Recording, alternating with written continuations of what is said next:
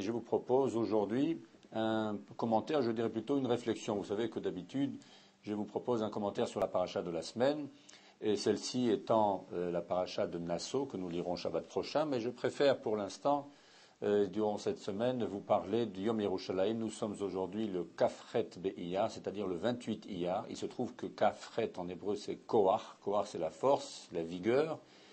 Et bien entendu, c'est un grand jour pour nous qui habitons à Yerushalayim. C'est une atmosphère de fête que nous voyons dans les rues, un peu partout. Et nous voulons vraiment vous transmettre ce sentiment extraordinaire de ceux qui vivent à Yerushalayim et qui célèbrent pour aujourd'hui les 41 ans de la réunification de la capitale de Yerushalayim. Les 40 ans, les célébrations des 40 années sont maintenant écoulées. Et nous continuons sur la 41e année. Et il est quelque chose, je dirais, d'éminemment important de ressentir vraiment, pour ceux qui ont le privilège de venir pour ces quelques jours ici à Yerushalayim, de ressentir cette ambiance, cette force que nous ressentons véritablement, nous qui appartenons au même peuple. Et j'ai voulu précisément vous soumettre cette réflexion. Le fameux 7 juin 1967, lorsque les forces de Tsahal sont rentrées dans la vieille ville et sont arrivées jusqu'au Kotel, imaginez-vous l'émotion, nous étions, en ce qui me concerne, peut-être un jeune garçon, mais beaucoup se souviennent de ces moments très forts où on a entendu à la radio Har Habayit Beyadenu, le mont du temple est entre nos mains.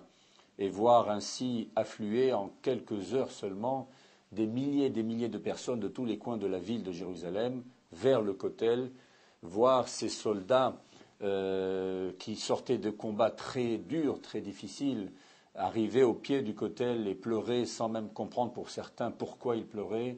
C'était l'âme, la Neshama qui s'exprimait, revoir ce lieu saint après 2000 ans de séparation. Et si je ne me trompe pas, c'est l'héroïque général Moshe Dayan qui avait dit à ce moment-là, un peuple retrouve sa capitale et une capitale retrouve son peuple. Et c'est précisément sur cette réflexion que je vais vous proposer une réflexion aujourd'hui sur ce jour de Yerushalayim. Lorsque l'on parle de Yerushalayim, bien entendu, on est tout de suite tenté de se pencher sur la Bible et de voir les centaines de références, notamment dans les prophètes, chez les prophètes et les psaumes, les centaines de références dans les textes sur Yerushalayim et sur sa place incroyablement centrale, présente, omniprésente dans le cœur et dans l'esprit du peuple juif.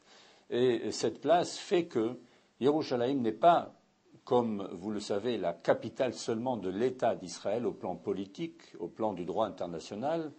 Yerushalayim, c'est aussi la capitale d'un peuple.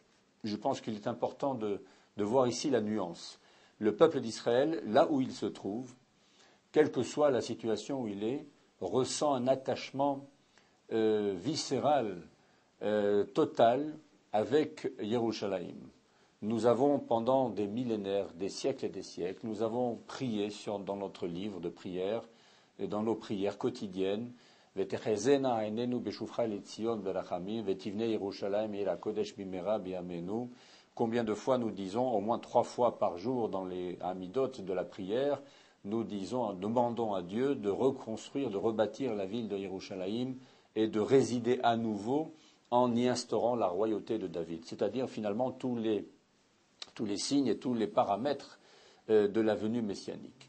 Cette affirmation, cette prière, et n'oubliez pas que le soir de Pessah, en conclusion du Seder de Pessah, nous chantons les Shana Ba'a Yerushalayim Abenouya. Nous ajoutons pas simplement l'année prochaine à Jérusalem, mais Abenouya, reconstruite, rebâtie. Et cela veut dire que les Juifs, là où ils sont dans le monde, dans leur dispersion, et comme ceux qui habitent ici à Yerushalayim et comme ceux qui habitent en Eretz Israël, regardent toujours en direction de cet endroit, du mont du Temple, de cet endroit où le Temple était debout, était construit, était bâti et constituait véritablement la parure de Jérusalem. Cela veut dire que Yerushalayim est la capitale de tous, de tout le peuple juif, c'est-à-dire en dehors même des frontières d'Israël, parce que Yerushalayim a un statut qui n'est pas simplement un statut juridique, un statut de droit politique. Et Yerushalayim, c'est a un statut spirituel, mystique. Il y a ici véritablement une définition du centre spirituel, du centre de rayonnement même du peuple d'Israël, et on sait très bien que Yerushalayim a ce caractère sacré, ce caractère saint. Vous savez qu'à l'époque du Temple, on n'avait pas le droit, il n'y avait pas d'enterrement à Yerushalayim. Ceux qui décédaient étaient dans les heures après leur disparition, étaient enterrés en dehors, extramuros, en dehors des murs de Jérusalem, parce que la Toum'a, l'impureté, ne pouvait pas avoir de prise ici à Yerushalayim, étant donné qu'il y avait le temple, le Beth Amikdash qui résidait.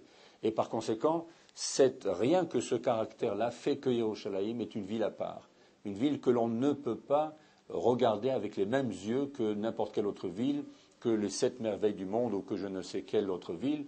Il y en a de très belles à travers le monde, mais comme Yerushalayim, il n'y en a pas cette luminosité, cette couleur, ce ciel, cette extraordinaire force qui ressort même de son architecture, de son histoire. Il n'y a pas un endroit où vous marchez dans les rues de Jérusalem et dans les divers sites historiques sans que chacune des pierres vous raconte son histoire. Et ça, c'est, je crois, véritablement l'attachement, comme je l'ai dit tout à l'heure, intime et sentimental et spirituel et mystique que nous avons vis-à-vis de cette ville. Et c'est la raison pour laquelle le Yom Yerushalayim doit être marqué. On chante le Hallel le matin dans la prière. Il y a des festivités de partout.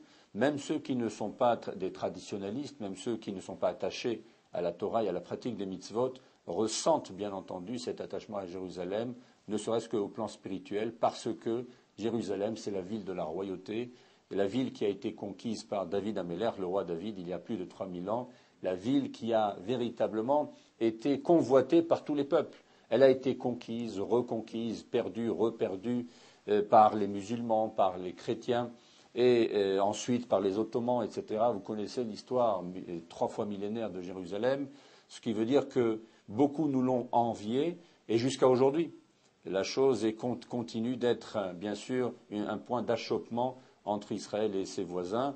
Et c'est à ce moment-là, et c'est aujourd'hui plus que jamais que nous devons affirmer combien Yerushalayim est cher à notre cœur, combien Dieu lui-même n'accepterait pas, bien entendu, que l'on fasse une partition de Jérusalem, que l'on puisse la diviser en aucune façon et de quelque manière que ce soit.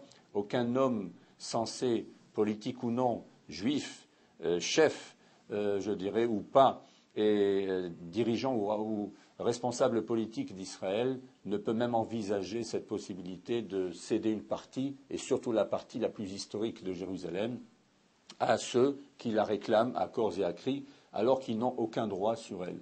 Et nous, le peuple juif, avant tout, nous devons être convaincus que c'est là notre capitale, notre ville à nous, c'est là que Dieu devra résider, sinon nous n'avons aucun sens dans nos prières.